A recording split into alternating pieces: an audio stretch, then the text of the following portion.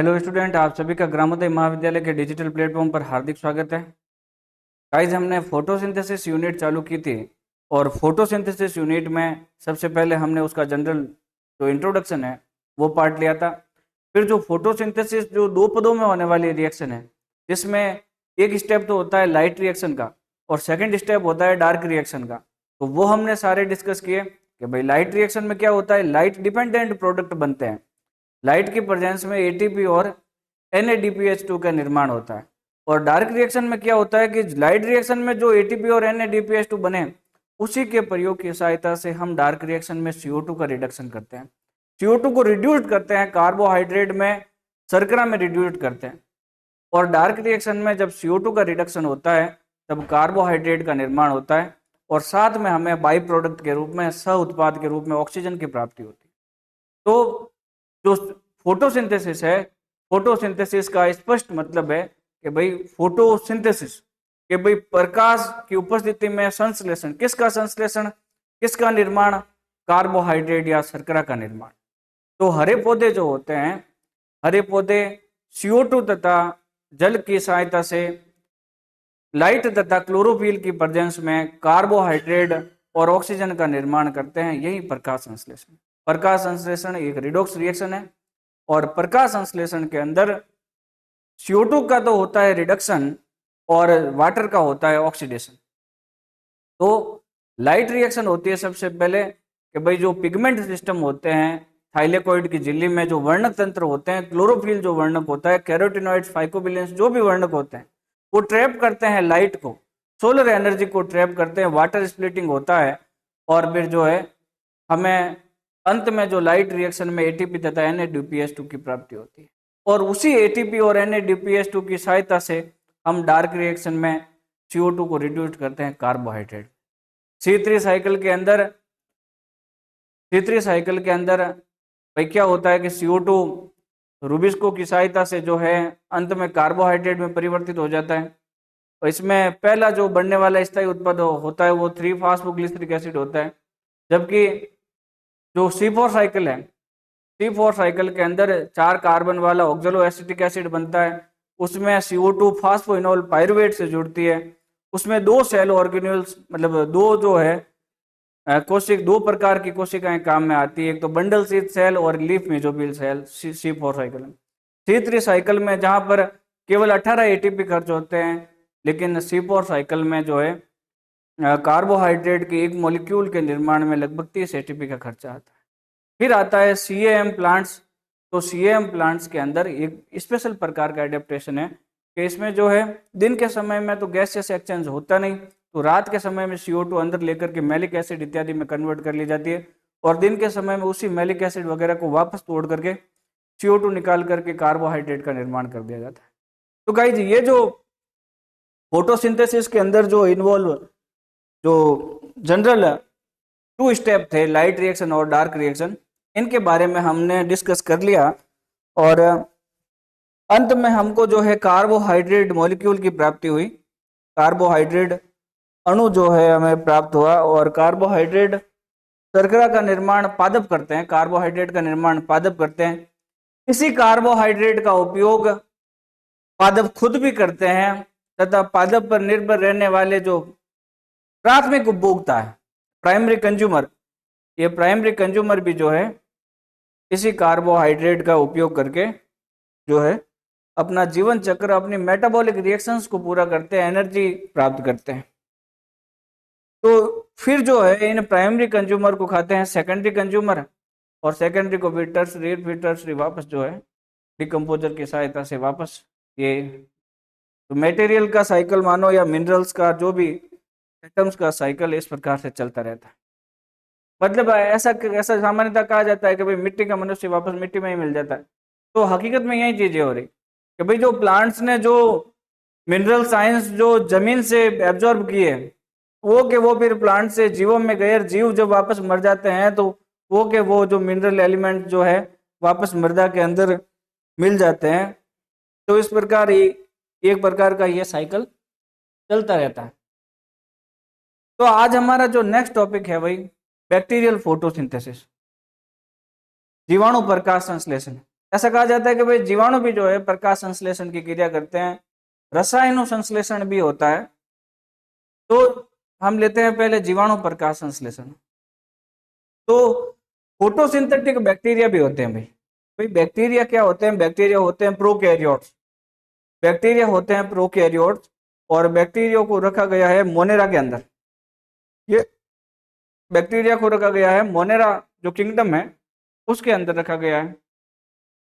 अच्छा, इनके अंदर जो है जो न्यूक्लियस है वो अल्प विकसित होता है, उसे अपन न्यूक्लियोइड या जीनोफोर कहते हैं।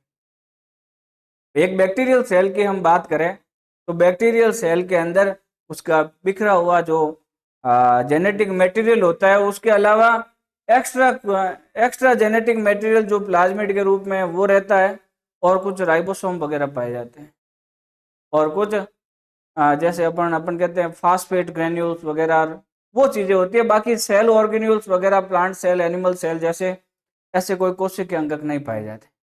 तो जीवाणु, बैक्टीरिया, प्रोकैरियोट्स है, मोनेरा के अंदर इन्हें रखा गया है। ये भी जो है प्रकाश संश्लेषण की क्रिया करते हैं।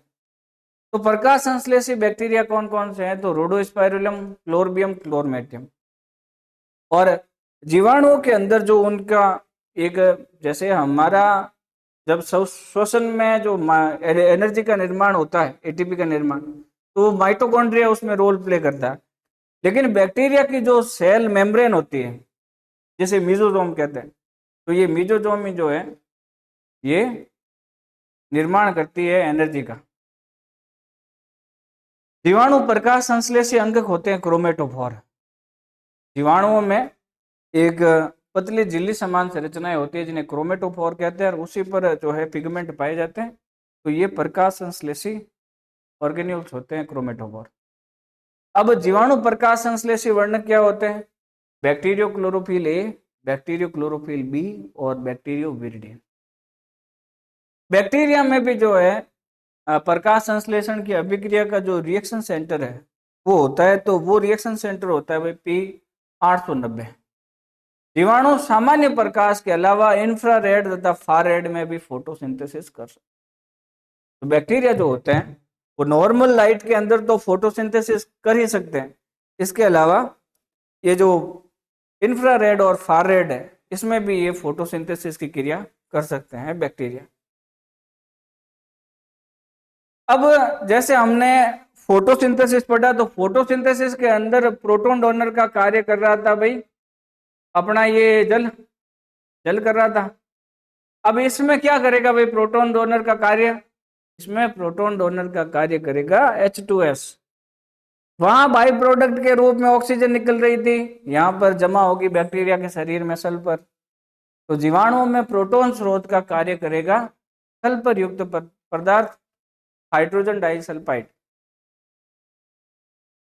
H2S जो है ये प्रोटॉन सोर्स का कार्य करेगा, प्रोटॉन स्रोत का कार्य करेगा जीवाणु। तथा कार्बन स्रोत के रूप में CO2 यूज करते हैं। अभी आगे हम रिएक्शन बताएंगे कि भाई किस प्रकार इसमें फोटोसिंथेसिस की तरह इसमें भी रिएक्शन होती है। सारा कॉमन होता है इसमें, जैसे फोटोसिंथेसिस के अंदर भी CO2 यूज होती है, इसमें भी CO2 यूज होती है बैक्टीरियल फोटोसिंथेसिस। और उसमें जो जनरल फोटोसिंथेसिस थी प्लांट वाली, तो उसमें H2O का यूज होता था, इसमें H2S का यूज होता है। वहां पर भी नॉर्मल फोटोसिंथेसिस में प्लांट वाली में कार्बोहाइड्रेट का निर्माण होता है, इसमें भी कार्बोहाइड्रेट का निर्माण। तो नॉर्मल प्लांट की जो फोटोसिंथेसिस थी उसमें ऑक्सीजन रिलीज होती है, लेकिन यहाँ पर बैक्टीरिया के शरीर के अंदर क्या जमा होता है? सल्फर जमा होता है। और वहां पर भी जो है 6 वाटर के मॉलिक्यूल, तो यहाँ पर भी 6 वाटर। जीवाणु प्रकाश संश्लेषण में भी प्रकाशिक तथा अप्रकाशिक अभिक्रिया होती है भाई, लाइट और डार्क रिएक्शन इसमें भी होती है। इसकी लाइट रिएक्शन में फोटो फॉस्फोराइलेशन होता है, लेकिन इसमें ऑक्सीजन मुक्त नहीं होती। प्रकाश फास्फोरिलीकरण में इसमें ऑक्सीजन मुक्त नहीं होती। बैक्टीरियल फोटोसिंथेसिस ये है भाई बैक्टीरियल फोटोसिंथेसिस की रिएक्शन। 6 CO2 प्लस 12 H2S और कार्बोहाइड्रेट 6 जल के अणु और 12 सल्फर जो में वो जमा होते हैं बैक्टीरिया में डिपॉजिट होते हैं उसकी बॉडी में। साइनोबैक्टीरिया में ऑक्सीजनिक फोटोसिंथेसिस होता है। साइनोबैक्टीरिया में ऑक्सीजनिक फोटोसिंथेसिस होता है कि भाई फोटोसिंथेसिस की प्रक्रिया के दौरान ऑक्सीजन वातावरण में रिलीज होती है। साइनोबैक्टीरिया जो नील हरित शैवाल है, ब्लू ग्रीन एल्गी है, उसमें ऑक्सीजनिक फोटोसिंथेसिस। इसमें प्रकाश अपचायक NADH2 होता है बैक्टीरियल फोटोसिंथेसिस। और इनकी जो डार्क रिएक्शन है उसको रिडक्टिव कार्बोक्सिलेशन अभिक्रिया भी कहते हैं।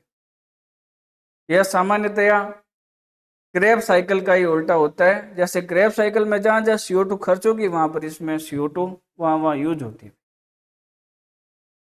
फिर आता है कीमोसिंथेसिस। कीमोसिंथेसिस रसायनो संश्लेषण। कीमोसिंथेसिस में क्या है कि भाई विभिन्न प्रकार के जीवाणुओं द्वारा सरल रसायनों के द्वारा जटिल रसायनों का संश्लेषण रसायन संश्लेषण कहलाता है। रसायन संश्लेषण या कीमोसिंथेसिस कि भाई विभिन्न प्रकार के जो बैक्टीरिया है वो क्या करते हैं कि सिंपल केमिकल्स को जो है कंपाउंड केमिकल्स में परिवर्तित कर देते हैं।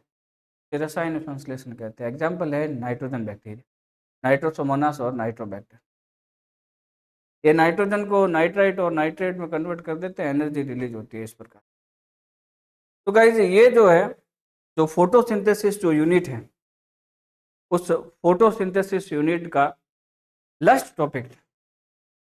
अब एक बचता है फोटोसिंथेसिस को प्रभावित करने वाले कारक, तो वो हम वैसे पहले डिस्कस कर चुके हैं और यदि और आवश्यकता होगी तो हम उसके बारे में और बात करेंगे। तो आज जो है हमने ये बैक्टीरियल फोटोसिंथेसिस लिया, जीवाणु प्रकाश संश्लेषण के भाई जो जनरल प्लांट के अंदर प्रकाश संश्लेषण होता है उसी प्रकार बैक्टीरिया में भी होता है। वहां पर प्लांट में तो क्लोरोफिल पाया जाता है, यहाँ पर क्रोमेटोफोर पाए जाते हैं। प्रकाश संश्लेषण करने वाले बैक्टीरिया रोडोस्पाइरलम, क्लोरबियम और क्लोरमेटियम होता है। फिर आगे प्रकाश संश्लेषी वर्णक bacterio chlorophyll A, bacterio chlorophyll B, bacterio विरिडिन इत्यादि होते हैं। इसमें जो रिएक्शन सेंटर होता है P890 होता है। जीवाणु सामान्य प्रकाश के अलावा ये इंफ्रारेड और फार रेड में भी फोटोसिंथेसिस कर सकते हैं। और जीवाणुओं में प्रोटॉन स्रोत का कार्य कौन करता है? भाई सल्फर युक्त पदार्थ H2S करता है, तो कार्बन स्रोत के रूप में CO2 यूज करते हैं। जीवाणु प्रकाश संश्लेषण में भी जो है लाइट रिएक्शन और डार्क रिएक्शन दोनों होती है। प्रकाशिक अभिक्रिया में इसमें प्रकाश फास्फोरिलीकरण होता है। प्रकाश की उपस्थिति में ATP का निर्माण होता है, लेकिन ऑक्सीजन मुक्त नहीं होती, भाई ध्यान रखिए। बाकी ये रिएक्शन है ही यहाँ पर। जल की जगह H2S काम में आता है और ऑक्सीजन की जगह बैक्टीरिया के शरीर में सल्फर डिपॉजिट होता है। तो ये कुछ था। और रसायन संश्लेषण में कभी ऐसे बैक्टीरिया जो सिंपल जो केमिकल्स की सहायता से जो है जटिल केमिकल्स का निर्माण करते हैं, तो ये रसायन संश्लेषण। ओके गाइज, आज के लिए इतना ही। आगे का नेक्स्ट टॉपिक हम नेक्स्ट वीडियो में डिस्कस करेंगे। Thank you very much.